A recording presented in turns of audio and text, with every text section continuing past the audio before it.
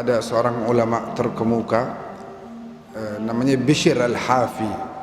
Bishr ini sezaman dengan Imam Syafi'i, sezaman dengan Al-Junaid al-Baghdadi, sezaman dengan Imam Ahmad bin Hanbal, bahkan gurunya Imam Ahmad bin Hanbal. Bishr tinggal di Basrah, di Irak. Jadi sekelilingnya tuh Irak, di Irak tuh ada Basrah, ada apa lagi?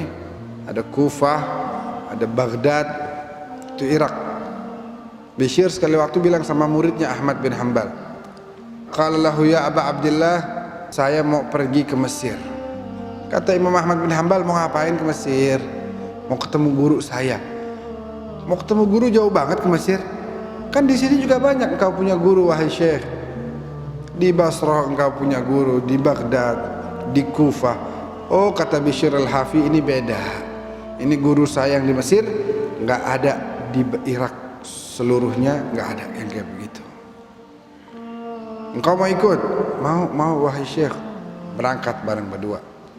Sepanjang jalan zikir, sepanjang jalan baca Quran. Sampai di Mesir, datang ke rumahnya siapa? Ke rumahnya seorang wanita yang salehah, namanya As-Sayyidah Nafisah bintil Hasan ibn Zaid ibn al-Hasan bin Ali bin Abi Thalib. Ibunya dia namanya Syarifah Zainab bintil Hasan ibn al-Hasan bin Ali bin Abi Thalib. Jadi dari ayah dan ibu adalah keturunan Sayyidina Hasan. Namanya Syarifah Nafisah bintil Hasan al-Anwar. Suaminya juga seorang cucunda Nabi yang bernama Sayyid Ishaq ibn al-Imam Ja'far ibn al-Imam Muhammad al-Baqir ibn al-Imam Ali Zainal Abidin ibn al-Imam al-Husain ibn Ali bin Abi Thalib. Kalau kita bilang di akhir nasabnya bin Ali bin Abi Thalib, berarti pasti bin Rasulullah. Kenapa? Karena istrinya Sayyidina Ali adalah Siti Fatimah Az-Zahra, putri Rasulullah sallallahu alaihi wasallam. Itu sekarang di Mesir, kalau antum tanya tuh para pelajar yang belajar di Mesir, tahu betul bahwa kuburannya itu diziarahi. Sampai-sampai Imam Syafi'i, antum bisa cek dalam beberapa referensi kitab, Imam Syafi'i bilang nih, yang kita semua nih megang mazhabnya, Imam Syafi'i wasiat kepada putranya, wahai putraku, jangan kuburkan aku sebelum Sayyidah Nafisah sholatkan jasadku, dan jangan kasih izin orang lain mensolati jenazahku sebelum dia yang pertama mensolati jenazahku, baru izinkan yang lain mensolati. Karena wanita pasti sholatnya sendiri di rumahnya, nggak mungkin ngimamin di masjid, jadi kasih dulu. Nah, ini sampai Bishr al-Hafi dan Imam Ahmad bin Hanbal sampai di rumahnya Sayyidah Nafisah ini, ternyata udah disiapin makanan sama ajudannya. Makan, duduk, istilahnya udah minum teh, udah sholat segala macam.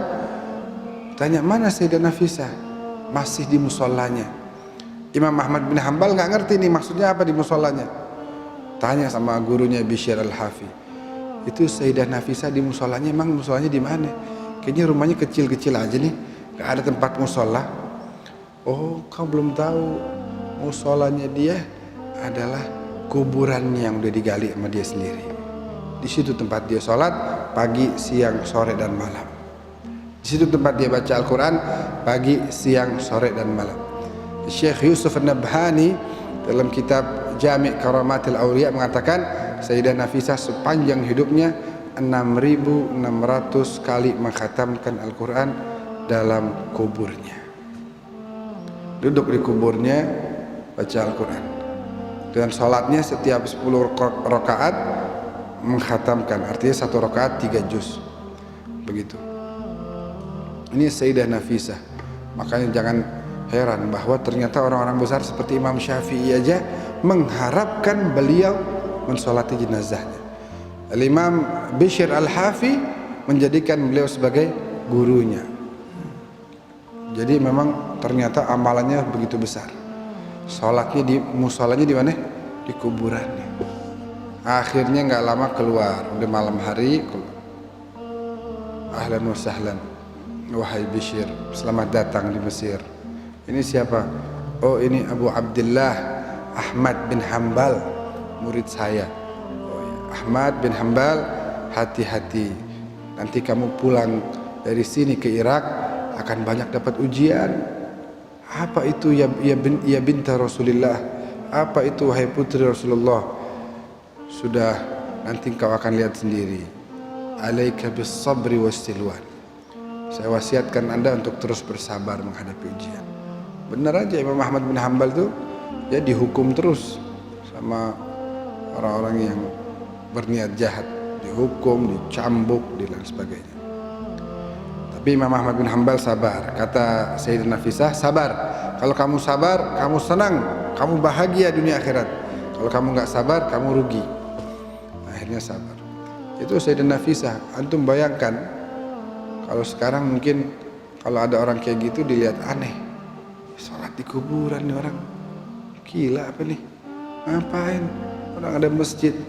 Tapi beliau beda makomnya. Beliau bilang sama Bishr al-Hafi, saya takut di alam kubur.